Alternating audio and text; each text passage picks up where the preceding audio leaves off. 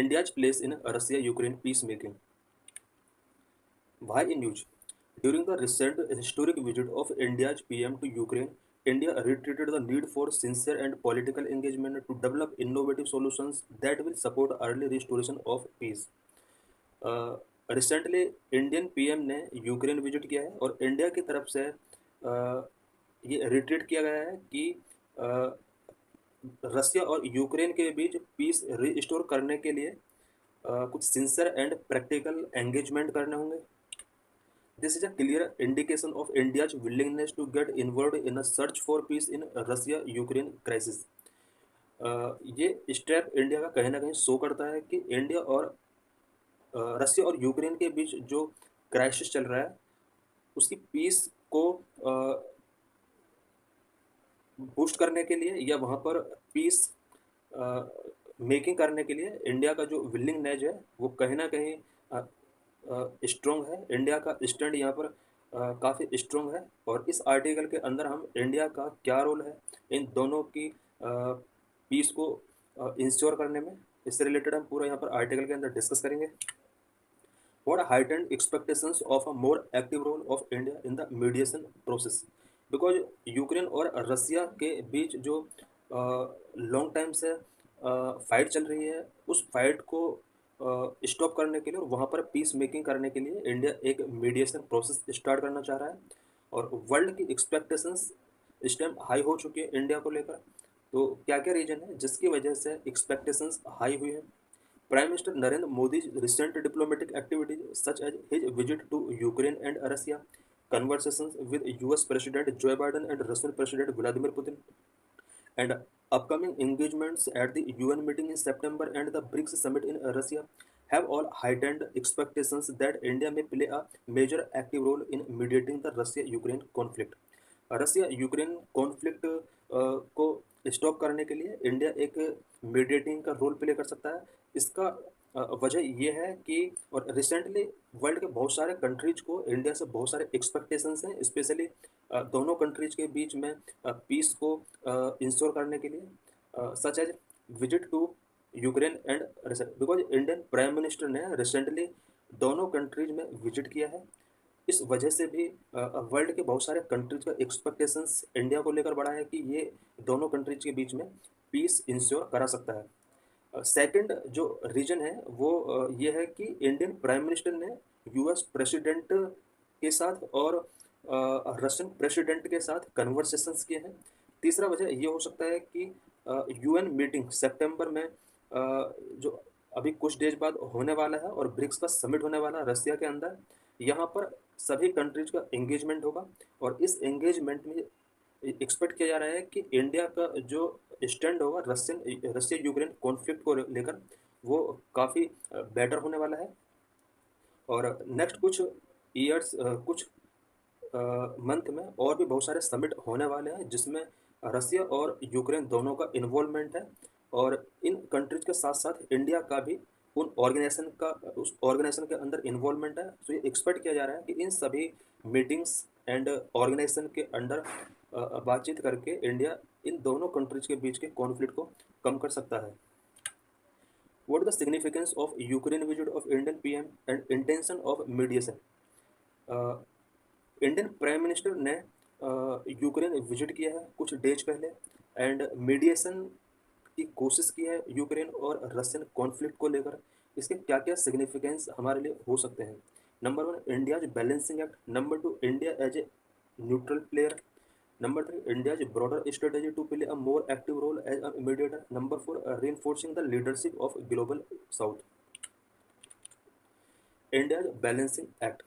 The recent visit to Ukraine and Russia by the Indian PM is seen by analysts as a balancing act by India. Because अभी Indian PM का Ukraine और रसिया में जो visit किया गया है, analyst इसको एक बैलेंसिंग एक्ट के तौर पर देख रहे हैं इंडिया की तरफ से. India as a neutral player recently engaging with both Russia and Ukraine, India could position itself as a neutral player in conflict. This would reinforce its images as a responsible global actor committed to peace and stability.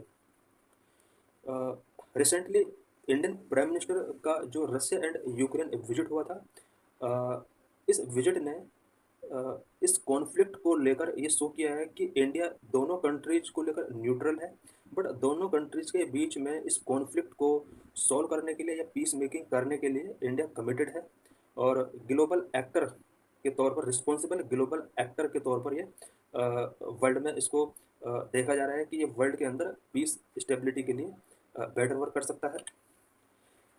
India broader strategy to play a more active role as a mediator, because India mediator के रूप में एक active role play करता है, और India की इसके लिए ब्रॉडर स्ट्रेटेजी होती है। This is India historical role as a mediator in international conflicts. India seek to leverage its unique position as a country that maintain strong ties with both Moscow and Washington to play a more active mediation role.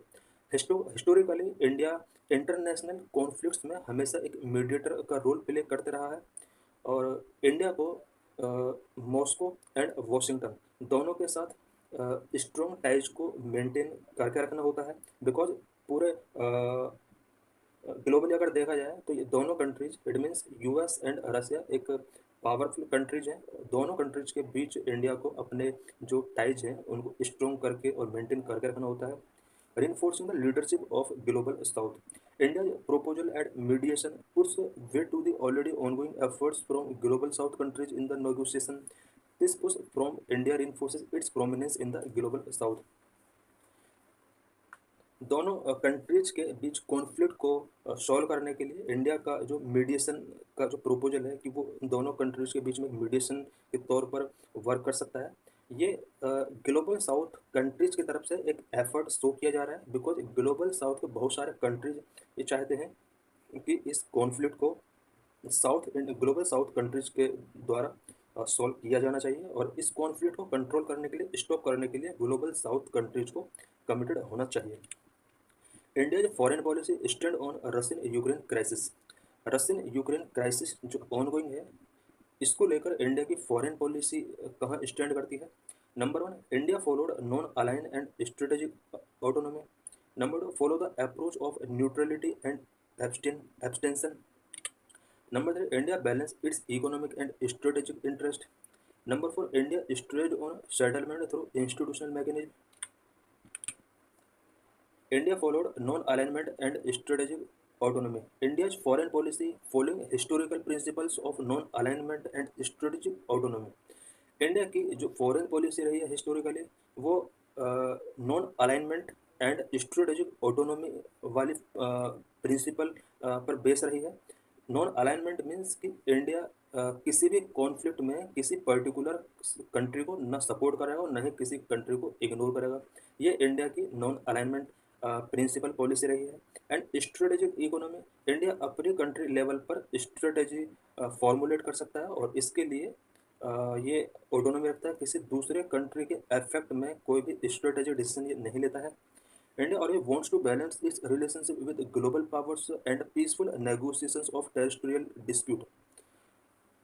Global powers के साथ India का जो relationship रहा है, India चाहता है कि वो रिलेशन बैलेंस अप्रोच के साथ आगे बढ़े, और टेरिटोरियल डिस्प्यूट जितने भी हैं वर्ल्ड के अंदर, और इंडिया अगर उसको मीडिएट करता है, तो इंडिया का हमेशा यही स्टैंड रहा है कि पीसफुल नेगोशिएशंस होने चाहिए। Number 2, follow the approach of neutrality and abstention. India ने हमेशा न्यूट्रलिटी और एब्सटेंशन अप्रोच फॉलो किया है। अगर टू कंट्रीज के बीच में कुछ कॉन्फ्लिक्ट्स हैं, उस कॉन्फ्लिक्ट्स को सॉल्व करने के लिए इंडिया ने हमेशा न्यूट्रलिटी एंड एब्सटेंशन का अप्रोच फॉलो किया है। India has avoided taking sides since onset of the Russia-Ukraine war in February 2022। फरवरी 2022 जब से इंडिया रसिया और यूक्रेन के बीच कॉन्फ्लिक्ट स्टार्ट हुए हैं, वॉर स्टार्ट हुआ है, इंडिया ने हमेशा किसी एक पर्टिकुलर कंट्री का साइड लेने को हमेशा अवॉइड किया है। किसी पर्टिकुलर कंट्री को फेवर करना या फिर उसको डिनाई करना, इन चीज़ों को हमेशा अवॉइड किया है। Western states wanted India to condemn the Russian role in the conflict. India has abstained on the resolution in the United Nations Security Council and United Nations General Assembly. कुछ western countries ने ये कोशिश की कि India इस conflict के अंदर जो रसिया का रोल है उसको कंडेम करे, बट इंडिया ने ऐसा नहीं किया। यूनाइटेड नेशंस सिक्योरिटी काउंसिल और यूनाइटेड नेशंस जनरल असेंबली के अंदर इस कॉन्फ्लिक्ट से रिलेटेड या फिर रसिया को कंडेम करने से रिलेटेड जो रेजोल्यूशन पास किया गया था, इंडिया ने इससे भी अपने आप को एब्सटेंड किया। India balance it's economic and strategic interest. India has continued to import discounted Russian oil, prioritizing its energy security amid rising global prices. इस ऑन गोइंग वॉर के टाइम पर भी इंडिया ने अपने इकोनॉमिक एंड स्ट्रेटेजिक इम्पोर्टेंस को balance करने की कोशिश की है। इंडिया ने डिस्काउंटेड रशियन ऑयल को कंटिन्यू इंपोर्ट किया है, जबकि कुछ वेस्टर्न कंट्रीज के द्वारा रशियन ऑयल को बाय करने के लिए कुछ सैंक्शंस इम्पोज किए गए थे, बट इंडिया ने उन सैंक्शंस को साइड रखते हुए अपना जो एनर्जी सिक्योरिटी से जुड़ा हुआ इंटरेस्ट है, या ग्लोबल प्राइस राइजिंग के टाइम पर जो भी इनसिक्योरिटी एनर्जी इनसिक्योरिटी बहुत सारे कंट्री को फेस करने पड़े हैं, इंडिया ने हमेशा एनर्जी सिक्योरिटी को प्रायोरिटी देते हुए रसिया से कंटिन्यू ऑयल इंपोर्ट किया है।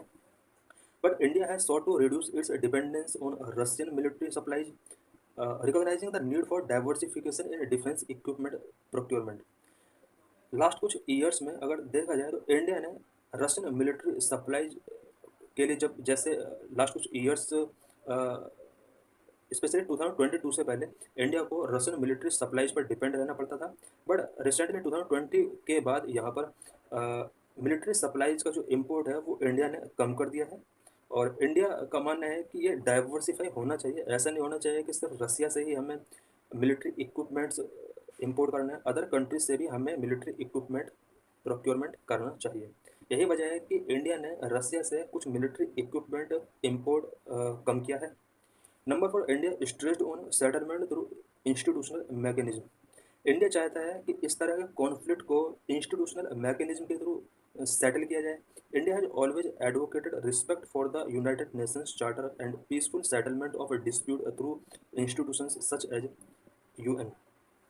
इंडिया हमेशा ये चाहता है कि जो यूनाइटेड नेशंस का चार्टर है उसको रिस्पेक्ट किया जाए और किसी भी डिस्प्यूट को पीसफुल तरीके से सॉल्व किया जाए, और उसके लिए हमें कुछ इंस्टीट्यूशंस जैसे यूनाइटेड नेशंस इंस्टीट्यूशंस की हमें हेल्प लेनी चाहिए। What will be the advantages of peace in Russia-Ukraine conflict? Russia Ukraine conflict अगर स्टॉप हो जाते हैं और वहाँ पर दोनों कंट्रीज के अंदर अगर पीस मेंटेन हो जाती है, तो इससे सभी कंट्रीज को क्या क्या एडवांटेजेस हो सकते हैं। Number 1 advantages for Russia, engagement in negotiations through a neutral mediator such as India could offer an honourable exit from this ongoing conflict war without surrender to western pressure.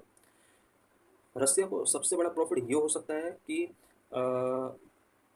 Western countries को ये chance ना दिया जाए कि रसिया को western countries के pressure में आकर सरेंडर करना पड़े। इंडिया क्योंकि मीडिएटर का वर्क कर रहा है दोनों कंट्रीज के बीच में, और ये सबसे अच्छा टाइम है अगर रसिया और यूक्रेन दोनों पीसफुल तरीके से कॉन्फ्लिक्ट को अगर ख़त्म कर देते हैं या पीस यहाँ पर इस्टेब्लिश हो जाती है, दोनों कंट्रीज को किसी तरह का सैंक्शन फेस नहीं करना पड़ेगा और दोनों कंट्रीज के अंदर इकोनॉमी और सोसाइटल लेवल पर जो लॉस हो रहा है उस लॉस से अभी भी बचा जा सकता है। इट मीन्स ऑनरेबल एग्जिट अभी भी दोनों कंट्री कर सकते हैं। फॉर यूरोपियन कंट्रीज के लिए क्या एडवांटेज हो सकता है? The peace would help in economic reconstruction and alleviate the challenges of energy shortages and inflationary pressure and provide a breathing room for European policy makers. European countries के लिए क्या क्या यहाँ पे एडवांटेज हो सकते हैं? यूरोपियन कंट्रीज के लिए ये इकोनॉमिक रिकन्स्ट्रक्शन में हेल्प कर सकता है। Energy shortages and inflationary pressure जो यूरोपियन कंट्रीज फेस कर रहे हैं इनको हम एलिवेट कर सकते हैं। इट मीन्स दोनों कंट्री एलिवेट कर सकते हैं। स्पेशली यहाँ पर यूरोपियन कंट्रीज की बात की जा रही है। यूरोपियन कंट्रीज के अंदर एनर्जी शॉर्टेजेस या इन्फ्लेशनरी प्रेशर काफ़ी हद तक इससे रिलेटेड जो चैलेंज है उनको एलिवेट किया जा सकता है अगर यूक्रेन और रसिया के बीच में पीस इस्टेब्लिश होती है। For United States, peace in Russia Ukraine crisis allow US to focus on other pressing foreign policy challenges such as the West Asian geopolitical challenges.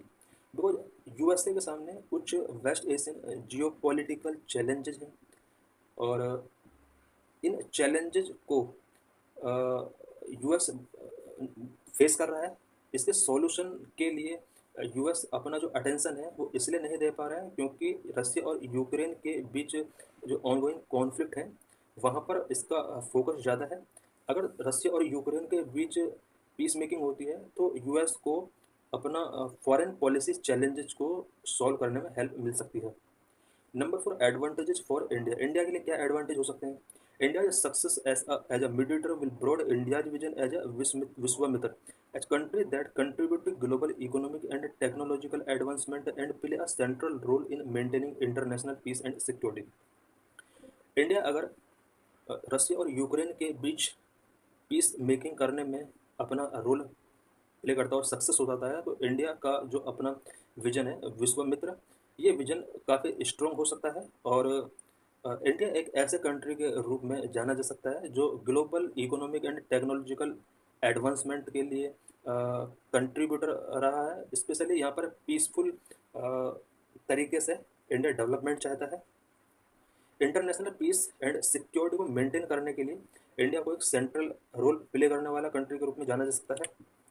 What challenges India would face as a mediator in the peace process?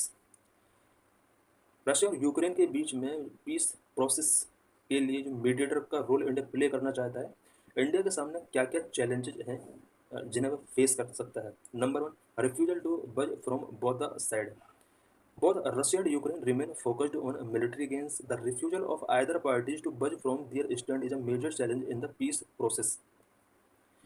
रसिया और Ukraine दोनों country अभी भी military gain में focus कर रहे हैं और दोनों कंट्रीज में से कोई भी कंट्री अपने स्टैंड से बजिंग नहीं कर रहा है, जो कि पीस प्रोसेस में एक मेजर चैलेंज है। Number 2, hurdle of compacting demand. Situation is complicated by the firm positions of both side. Ukraine PM Zelensky demand complete Russian withdrawal from Ukraine, while Russian President Putin required Ukraine to pull back from occupied regions and drop its NATO membership bid. बहुत side से firm position है और कोई भी नहीं चाहता है कि वो उस पोजीशन से अपने आप को स्टैंड डाउन करे। और ये जो फर्म पोजीशन है इसने प्रॉब्लम को कॉम्प्लिकेटेड कर दिया है बिकॉज यूक्रेन पीएम जेलेंस्की की डिमांड है कि रसिया यूक्रेन से अपने आप को कंप्लीटली विड्रॉ कर ले। बट यहाँ पर रशियन प्रेसिडेंट पुतिन की डिमांड है कि रसिया ने जितने रीजन को ऑक्यूपाई कर लिया है यूक्रेन अब वहाँ से पुल बैक कर ले अपने आप को। और दोनों कंट्रीज की कॉन्फ्लिक्टिव डिमांड है जिसकी वजह से यहाँ पर पीस मेकिंग करने में एक मेजर चैलेंज शो हो रहा है। Multiple actors, conflicting interest. The involvement of various international actors in this war highly complicates any negotiations process for peace in Russia-Ukraine crisis. Russia Ukraine crisis में peace making करने के लिए जो another challenge है वो ये है कि वेरियस इंटरनेशनल एक्टर्स इसमें इन्वॉल्व हो चुके हैं। Number 4, deeply entrenched interest. Geopolitical interest of the Russia and US are deeply entrenched and both powers are unlikely to agree on a peace deal proposed by other. रसिया और US दोनों के लिए geopolitical interest deeply entrenched है और दोनों country जब तक piece के लिए एग्री नहीं होंगे जिसकी अदर कंट्री डिमांड कर रहे हैं तब तक दोनों कंट्रीज के बीच में पीस मेकिंग नहीं किया सकता और यहाँ पर कॉन्फ्लिक्ट्स जो दोनों कंट्रीज के बीच में उनको स्टॉप करना बहुत ही चैलेंजिंग है। What should be way forward? A realistic assessment. Indian foreign policy needs to make a realistic assessment whether Ukraine and its Western partners want India to get actively engaged as a mediator in the peace process. India के लिए सबसे important ये हो जाता है कि India की जो अपनी फॉरेन पॉलिसी है उसका रियलिस्टिक असेसमेंट इंडिया को करना चाहिए। इंडिया को ये देखना चाहिए कि Ukraine and other western countries क्या चाहते हैं कि इंडिया दोनों कंट्रीज इट मीन्स यूक्रेन और रसिया के बीच में एक मीडिएटर का वर्क करें कि ऐसा वेस्टर्न कंट्रीज चाहते हैं, ये असेसमेंट इंडिया को करना चाहिए। Learning from effective mediations. India needs to define its own principles for a ceasefire and lasting peace. India should drive learning from effective mediations like the Black Sea Grain Initiative and recent prisoner exchanges. India को अपना जो historical मीडिएशंस India के through किए गए हैं other conflicts में उन मीडिएशंस के कंसिक्वेंसेस या इफेक्ट क्या रहे हैं इसका लर्निंग करना चाहिए इंडिया को। बिकॉज़ कभी-कभी ऐसा होता है कि मीडिएशन करने वाले कंट्री के लिए कई सारी प्रॉब्लम्स रेज़ हो जाती हैं।